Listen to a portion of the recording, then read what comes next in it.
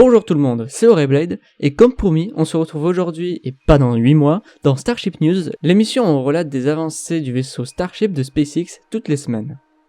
La semaine commence le 21 septembre où on a découvert un premier visuel sur la jupe qui entoure et protège les moteurs sous le réservoir du bas de Starship SN11.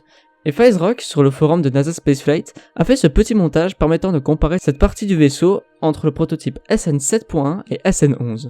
Oui, SN11 car les prototypes SN8, 9, 10 et du coup 11 et même Super Heavy version SN1 sont déjà en construction et on aura l'occasion d'en reparler. Mais du coup, ce montage met bien en évidence l'amélioration de la qualité des soudures entre ces deux prototypes, ce qui témoigne d'une très grande amélioration dans la construction du vaisseau. Pour information, ces petits points noirs en ligne que l'on voit sont des soudures reliant de l'autre côté à une genre de barre, augmentant la résistance de cette partie, pour lui permettre de supporter le poids du vaisseau complet, au-dessus, ainsi que la poussée de Super Heavy, le premier étage qui se trouvera en dessous. Plus tard dans la journée, le stand de test de Starship SN.1, qui doit être testé jusqu'à l'explosion, a été relié à des rouleaux de métal servant normalement à la construction des anneaux de Starship. Le but est de les utiliser comme des poids pour empêcher le prototype de décoller avec le stand de test, comme c'est arrivé avec SN7 plusieurs mois plus tôt dont on a déjà parlé la semaine dernière. Également lundi, un nouveau cône a été aperçu. Le cône, c'est la partie qui doit aller au-dessus des réservoirs, la seule partie qui a pu être testée réellement jusqu'ici. Il vient s'ajouter à toute une flopée d'autres cônes qui seront sûrement assemblés plus tard sur des prototypes, mais pas plus d'infos pour le moment. Mercredi matin, un nouveau test de SN7.1 devant le pressurisé jusqu'à explosion a enfin eu lieu, et cette fois ce fut enfin concluant car le haut du réservoir a cédé et a rejeté tout l'azote qu'il contenait. Nous n'avons encore aucune information concernant la pression atteinte, donc il faudra encore être un peu patient. Mais en attendant, on a de superbes images de cette explosion. Plus tard, on a pu constater l'ampleur des dégâts, et c'est effectivement le dôme qui referme le réservoir en haut qui a cédé, ce qui est assez impressionnant à voir. Mercredi toujours, les ailes en bas de SN8 ont été installées, une première depuis MK1 l'année dernière. On pourra noter que celles-ci sont un peu plus larges que celles de l'ancien prototype, ce qui est intéressant à savoir pour son futur vol à 20 km d'altitude. C'est intéressant car cela signifie que les ailes qui se trouveront en haut du cône seront aussi probablement différentes de celles qu'on connaît.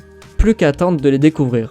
En ce qui concerne le vol, je vous en parlerai plus en détail dans quelques semaines quand on aura plus d'informations à son sujet pour éviter de dire des bêtises.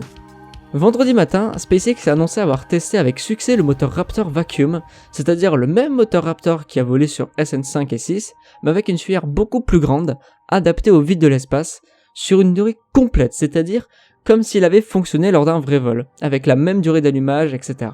Cependant, généralement on teste ce genre de moteur avec un dispositif adapté pour simuler le vide de l'espace, car à pression ambiante, ceux-ci risquent de s'autodétruire car ils n'y sont pas adaptés. Ici, le Raptor Vacuum semble être adapté à la pression ambiante, bien qu'il soit en sous-efficacité au vu de la proximité du disque de Mach de la tuyère. Ce niveau d'efficacité doit se trouver donc en haute atmosphère et pas dans le vide de l'espace, certainement pour pouvoir les utiliser en soutien au cas où des moteurs normaux ne s'allumeraient pas au moment de faire atterrir Starship, ou bien pour pouvoir l'aider à éjecter Starship en cas d'explosion de Super Heavy sur le pas de tir ou en vol par exemple. Si vous ne comprenez pas bien de quoi je veux parler au niveau des performances de ce moteur, je vous invite chaudement à aller voir les 2 vidéos de technique spatiale sur les flammes des fusées, vous y verrez plus clair après ça. C'est d'ailleurs lui qui a pu nous éclairer sur le fait de tester un moteur adapté au vide à ça, la pression ambiante, comme je vous l'ai expliqué sur son Twitter.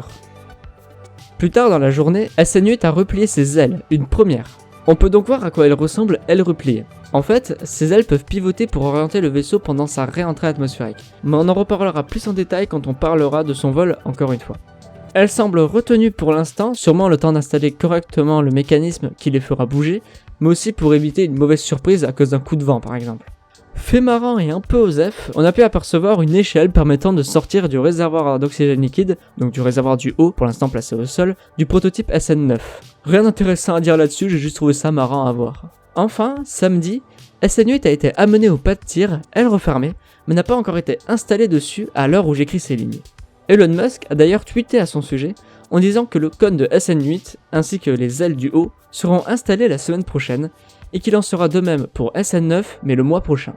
Et également que le premier vol de SN8 se fera non pas à 20 km mais à 15 km pour commencer. On suivra ça en direct sur la chaîne si ma 4G veut bien coopérer le moment venu.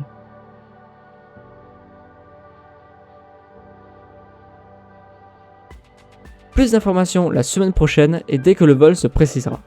Et voilà qui conclut cette semaine. Si vous avez des questions, n'hésitez pas à me les poser en commentaire, je me ferai une joie d'y répondre. Et surtout, n'oubliez pas de liker, partager et vous abonner si mon contenu vous plaît.